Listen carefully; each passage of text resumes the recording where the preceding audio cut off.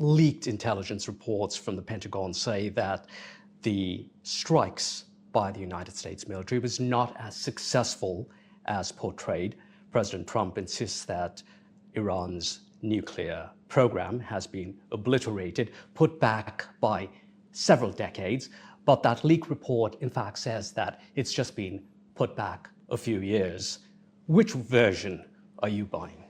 Well, so I think this is why it's important for the administration to come to Congress, to the full Congress, House and Senate, and explain their side of things, the information that they have, what they're looking at. Obviously, I'm on the Intelligence Committee, so I have access to information that others don't have, so I won't go into details here. It's somewhere in between there.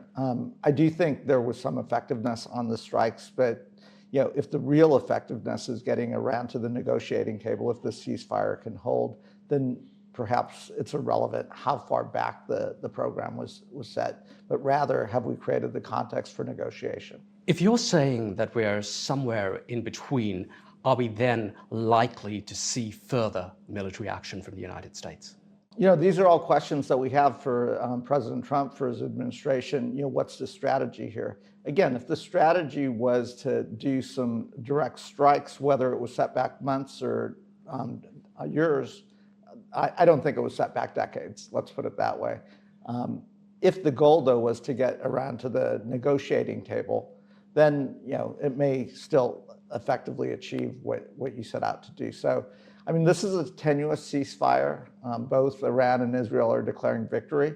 At this juncture, let's broker, perhaps with some of the Gulf states, a conversation, a negotiation. I know the Qataris are doing some negotiation as well.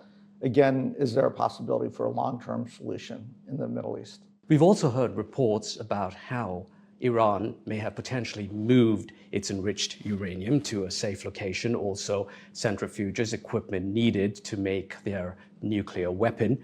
So if that's the scenario, then wouldn't it logically be a case where the United States might need to pursue further military action? Again, I think those are all questions that if there's going to be additional military action, I do think the president has to come to Congress, right? We have the War Powers Act. Is there unless there's an imminent threat to the United States, which right now it does not seem there's an imminent threat to the United States or our personnel, then we do think the president needs to come to Congress and we need to give them those authorizations.